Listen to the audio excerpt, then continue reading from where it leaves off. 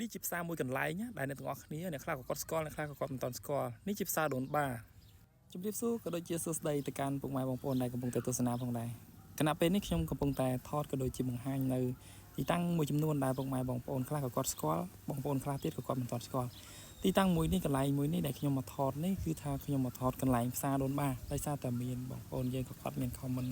ដើម្បីខ្ញុំបង្ហាញអំពីកន្លែងផ្សារហ្នឹងណាហើយការដែលខ្ញុំធ្វើដំណើរឆ្លងកាត់ហ្នឹងក៏ខ្ញុំមិនសូវជាបានដឹងថាកន្លែងហ្នឹងមានផ្សារដែរពុកម៉ែបងប្អូនអធិស្ឋានផងហើយកន្លែងនេះជាវត្តមួយកន្លែងដែលមានឈ្មោះថាវត្តពុំបានអ្នកគ្នា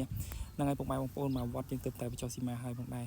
ហើយមិនយូរប៉ុន្មានខ្ញុំក៏ធ្វើសកម្មភាពក៏ដូចជាការថតអំពីចម្ងាយបើមុខផ្សារយើងទៅមុខត្រង់នៅជិតខំទ្វារតែម្ដងពុកម៉ែបងប្អូនបាទផ្សារយើងតូចច្រឡឹងទេពុកម៉ែបងប្អូនដែលមានលោកតាលោកយាយក៏ដូចជា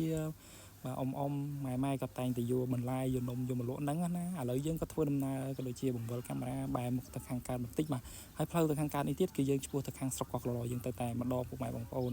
ហើយនឹងកុំឲ្យខាតពេលយូរយើងក៏ធ្វើដំណើរបាទដើម្បីទៅរកកន្លែងតូបផ្សារយើងទៅតែម្ដងទៅអ្នកទាំងអស់គ្នាតោះអូខេ let's go អូខេកន្លែងនេះក៏មានពុកម៉ែបងប្អូនក៏ដូចជាលោកមីងលោកពូក៏គាត់ធ្វើការលក់ដូរបាទតំណែងទិញចូលផងដែរហើយពុកម៉ែបងប្អូនណាដែលខ្លះដែលគាត់ធ្វើដំណើរឆ្លងកាត់នៅផ្សារហ្នឹងណាបាទកុំភ្លេចជួយ comment ក៏ដូចជាចុច share ចុចបេះដូងឲ្យម្នាក់មួយផងអ្នកទាំងអស់គ្នាបាទដើម្បីមានការលើកស្ទួយក៏ដូចជាការគ្រប់គ្រងឲ្យខ្ញុំបាទផងដើម្បីឲ្យខ្ញុំមានការបាទផលិតនៅមាតិកាផ្សេងក៏ដូចតាក់ទងនឹងស្រុកយើងផងដែរអូខេឥឡូវយើងទៅមើលផ្សារយើងទាំងអស់គ្នាអ្នកទាំងអស់គ្នាតោះអូខេកន្លែងបាទអ៊ំលោកអ៊ំស្រីក៏គាត់បាទលក់ទាំងពៅអ្នកខ្លះគាត់លក់នំអ្នកខ្លះគាត់លក់បន្លែបាទហើយផ្សារយើងតូចបាទមានលក់របស់របរផ្សេងក៏ដូចជាមាននំ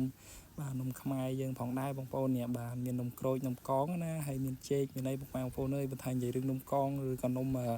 នេះនំពងសងវិញខ្ញុំចូលចិត្តមែនទេបងប្អូនហើយយើងក៏មិនបានអីច្រើនដែរអ្នកទាំងអស់គ្នាអើយក៏បានត្រឹមមកជួយទិញក៏បន្តិចបន្តួចបងប្អូនបាទហ្នឹងហើយហ្នឹងហើយអ្នកទាំងអស់គ្នាបើធ្វើដំណើរកាត់ឆ្លងកាត់តាមហ្នឹងណាបាទកុំភ្លេចចូលជួយទិញគាត់ផងបងប្អូនបាទហើយនឹងបងប្អូនភាគច្រើនគឺគេធ្លាប់ធ្វើដំណើរកាត់តាមហ្នឹងមែនទែនជាពិសេសបងប្អូនដែលធ្វើដំណើរចេញទៅពីឃុំនួនបាទៅណាឥឡូវយើងមកបន្លែតែម្ដងអ្នកទាំងអស់គ្នាបន្លែនេះជាត្រួយលពៅនេះបងប្អូនមានត្រួយស្អំតំណងជ្រុងមានបន្លែហ្នឹងគ្នាដូចជាបាទតកួនបាទម៉ែក៏កំពុងអបេះតកួនណាបងប្អូនបាទសង្ឃឹមថាម៉ែក៏បានទៅទស្សនាវីដេអូនឹងផងដែរបាទកំពុងញញឹមនេះអូខេឥឡូវគាត់មានចេកមានអីទេនិយាយរឿងចេកនេះខ្ញុំចូលចិត្តដែរបងប្អូនអើយបាទហើយនំនេះវិញជាលក់ឆ្កណាគេថាឆ្ងាញ់មែនទែនហើយម៉ែក៏កំពុងតែបេះបាទត្រួយកញ្ឆែតបាទត្រួយកញ្ឆែតនេះគេថាបុកអំព្រឹកបាទអូយគេថាជាតិខ្លាំងមែនទែនបាទម៉ែក៏គាត់កំពុងតែបេះតកួនពុកម៉ែបងប្អូនភាគច្រើនគឺថាជីកាត់តាមហ្នឹងគឺថាធ្លាប់ឃើញក៏ដូចជាធ្លាប់ជួបហើយពុកម៉ែបងប្អូនបាទផ្សារនេះគេហៅថាផ្សារដូនបាអ្នកនរគ្នាខ្លះតិចថាមិនស្គាល់ណាបើថាខ្ញុំនៅចិត្តពេលណែគឺថាខ្ញុំមិនចាប់អារម្មណ៍ហើយអត់បានដឹងទេអ្នកនរគ្នាអធិស្ឋានផងបងប្អូនអើយសោកស្ដាយមែនទែនបាទហើយនេះជានំមួយដែលគេមានឈ្មោះថានំពុំបាទបងប្អូនណាដែលស្គាល់នំពុំឬថាធ្លាប់ហូតទៅវីតូបាទអ្នកនរគ្នាបាទអូខេអ្នកនរគ្នាហើយយើងថ្ងៃហ្នឹងក៏ចៃដន្យមែនទែនបាទក៏ដើរថតក៏ជួបអ្នកគ្រូបាទគាត់កំពុងតែជិះម៉ូតូមកមិញអ្នកគ្នានោះឃើញគាត់ពាក់អាវពណ៌ទីមេឃមិញណាបាទជាស្រ័យអ្នកគ្រូហើយជាអ្នកគ្រូបានទស្សនាវីដេអូនេះផងដែរបាទនេះជាទឹកអំពៅអ៊ំស្រីណាដែលគាត់លក់នៅកន្លែងហ្នឹងពុកម៉ែបងប្អូនណាមានចំណាប់អារម្មណ៍ក៏ដូចជាចង់ភាសាទឹកអំពៅអាចចូលឈៀងចូលមកទិញគាត់បានបងប្អូនបាទគឺថាអ៊ំទីបាទឈ្មោះគាត់ណាខ្ញុំក៏ធ្លាប់នៅចិត្តគាត់ក៏បានជួយមើលថែមផងដែរអ្នកនរគ្នាបាទវីដេអូយើងក៏រៀងខ្លីដែរបងប្អូន